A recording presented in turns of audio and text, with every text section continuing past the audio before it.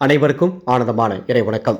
ஆன்மீக சிவ சொந்தங்களே, உங்கள் குடும்பத்திற்கு உங்கள் குலதெய்வத்தின் அருள் இருக்குதா, அல்லது உங்கள் குலதெய்வம் கோபமாக ஏதாவது இருக்கா அப்படின்னு நீங்கள் தெரிஞ்சுக்கிறதுக்கு 5 சோதனைகள் இந்த ஆடியோவில் உங்களுக்கு சொல்ல போகின்றேன்.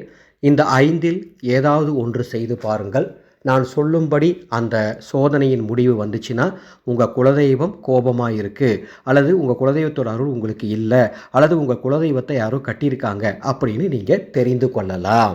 முதலாவது சோதனை என்ன தெரிந்து கொள்வதற்கு முன்பாக ஒரு தகவல். 2026ஆம் ஆண்டு ஏப்ரல் 20ஆம் தேதி அட்சய திருதியை நாள் வருது. ஒவ்வொரு வருடம் அட்சய திருதிக்கும் நம்ம விசேஷமாக ஏதாவது ஒரு வழிபாடு பண்ணுவோம். இந்த வருடம் அட்சய திருதிக்கு ஒரு விசேஷமான தாந்திரிக வகுப்பு உங்களுக்கு நடத்த போகிறேன். எந்தவித விரதமும் இல்லாமல், எந்தவித பூஜையும் இல்லாமல், எந்தவித கட்டுப்பாடுகளையும் கடைபிடிக்காமல் அன்னை கமலாத்மிகா தேவியினுடைய பரிபூர்ணமான அருளை நீங்கள் பெற்று கோடீஸ்வர வாழ்க்கை வாழ கமலாத்மிகா தாந்திரிக வாட்ஸ்அப் வகுப்பு நடைபெற உள்ளது. யார் இந்த கமலாத்மிகா? தசமகா வித்யா தேவிகளில் 10வது தேவதையாகவும் தாந்திரிகத்தில் லக்ஷ்மியாகவும் விளங்கும் இந்த தேவியின் அருள் கிடைத்தால் கோடீஸ்வர யோகம் நிச்சயம். இந்த வாட்ஸ்அப் வகுப்புக்கு பதிவு செய்ய மேலே உள்ள என்னுடைய வாட்ஸ்அப் நம்பருக்கு அட்சய திருதின்னு ஒரு மெசேஜ் அனுப்புங்க. அதனுடைய பதிவு கட்டண விவரங்கள் தருகின்றேன். 5 சோதனைகள் சொல்கிறேன். இந்த 5 சோதனைகள் எதுக்காக சொல்கிறேன்? குலதெய்வத்தோட அருள் உங்களுக்கு இருக்கா இல்லையா அப்படின்னு நீங்கள் தெரிஞ்சுக்கிறதுக்கு. குலதெய்வத்தோட அருள் கண்டிப்பாக உங்கள் வீட்டில் இருக்கணும். இருந்தால் தான் உங்கள் குடும்பம் அடுத்த நிலைக்கு முன்னேறும். குலதெய்வத்தோட அருள் இல்லைன்னா 11 விதமான பிரச்சனைகள் வரும் அப்படின்னு ஏற்கனவே ஒரு ஆடியோ தொகுப்பு தெளிவாக கொடுத்துருக்கேன். இது வரைக்கும் அந்த ஆடியோ நீங்கள் கேட்கலைன்னா இந்த வீடியோக்கு கீழே டிஸ்கிரிப்ஷன் பாக்ஸில் அந்த ஆடியோட லிங்க் கொடுக்குறேன், கேளுங்க. அந்த அறிகுறி இருந்தாலும் குலதெய்வத்தோட அருள் இல்லைன்னு நீங்கள் தெரிஞ்சுக்கலாம். இப்போ ஒரு 5 சோதனை சொல்கிறேன், அதையும் செஞ்சு பாருங்கள். முதலாவது சோதனை, உங்கள் குலதெய்வ கோவிலுக்கு சென்று தரிசனம் பார்க்கணும். அமாவாசை நாளில் கோவிலுக்கு போயிட்டு தரிசனம் பார்த்துட்டு அங்கேருந்து ஒரு எலுமிச்சம்பழம் எப்படியாச்சும் வாங்கிட்டு வரணும். வாங்கிட்டு வந்து அதை உங்கள் வீட்டில் பூஜை அறையில் வச்சுருங்க. 3 நாள் கழித்து அந்த எலுமிச்சம்பழத்தை பாருங்கள். அழுகி இருந்தால், அல்லது துர்நாற்றம் அடித்தால், அல்லது தண்ணீர் வடிவது போல் ஏதாவது தோற்றம் இருந்தால் நிச்சயம் உங்கள் குலதெய்வத்தின் அருள் உங்களுக்கு இல்லைன்னு நீங்கள் தெரிஞ்சுக்கலாம்.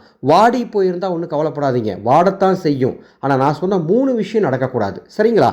2வது சோதனை, ஆகாச கருடன் கிழங்கு. ரொம்ப அற்புதமான தெய்வ மூலிகை. இதை பற்றி நம்ம சேனலில் நம்ம நிறைய பேசியிருக்கோம். ஆகாச கருடன் கிழங்கு ஒன்று முறைப்படி மூலிகை சாபம் நீக்கி வாங்கி அதை உங்கள் வீட்டின் நிலைவாசலுக்கு வெளியே ஏதாவது ஒரு இடத்தில் கட்டிவிடணும்.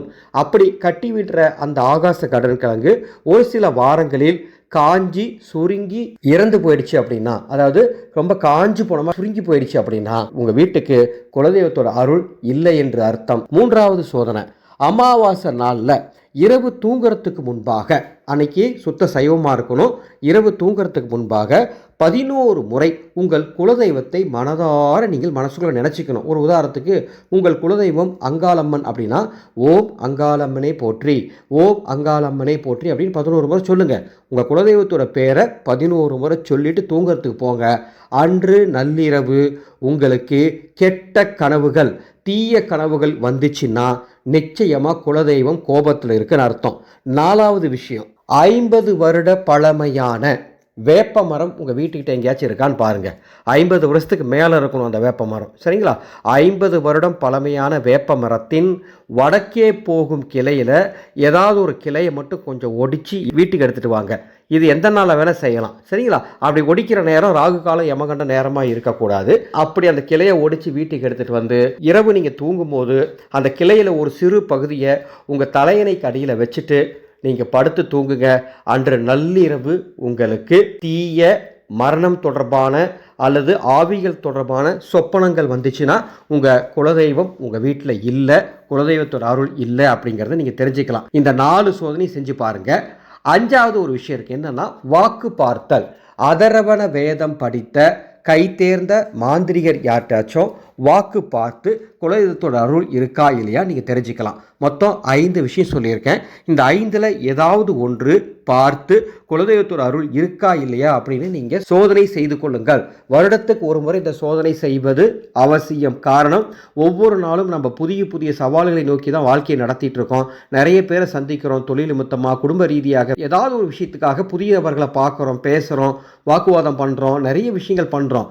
அதனால் எதிரிகள் உருவாகி இருக்கலாம், துரோகிகள் பிரச்சனைகள் உருவாகி இருக்கலாம், நமக்கே தெரியாமல் ஏதாவது பாவங்கள் நம்ம செஞ்சிருக்கலாம். அதனால குலதெய்வத்தோட அருள் இருக்கா இல்லையான்னு வருடத்துக்கு ஒரு முறை நீங்கள் சோதனை செய்து பார்த்து கொள்வது மிக மிக நல்லது என்பது அடியேனுடைய கருத்து.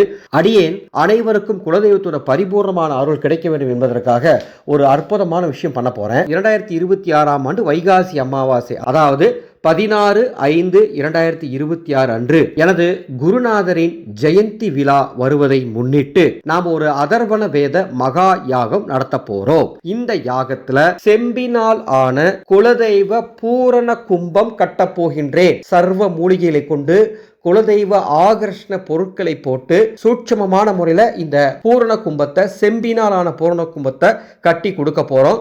உங்கள் குடும்பத்திற்கு 6 வருடத்திற்கு இது குலதெய்வ பாதுகாப்பை தரும், குலதெய்வ அருளை பெற்றுத்தரும். எவராலும் இது உங்க வீட்டில் இருந்தால் உங்க குலதெய்வத்தை கட்ட முடியாது. அப்பேற்பட்ட அதர்வண வேத குலதெய்வ பூரண கும்பத்திற்கு பதிவுகள் தொடங்கிவிட்டது. டிஸ்பிளேல தெரிகின்ற வாட்ஸ்அப் நம்பருக்கு தொடர்பு கொள்ளுங்கள். அதனுடைய பதிவு விவரங்கள் தருகின்றேன். இந்த கும்பம் வாங்கின பிறகு அதை எப்படி வைக்கணும், எப்படி வழிபாடு செய்யணும் எல்லாமே தனியாக உங்களுக்கு சொல்லி கொடுத்துருவேன். குலதெய்வ பூரண கும்பம் உங்கள் குலதெய்வத்தை வீட்டிற்குள் வரவழைக்கும். இந்த செய்தியை உங்களுக்கு தெரிந்த அத்துணை பேருக்கும் பகிர்ந்து கொள்ளுங்கள். மீண்டும் அடுத்த ஒரு பதிவில் சந்திக்கின்றேன். ஆனந்தம் மலரட்டும், ஆனந்த ஒளி பரவட்டும்.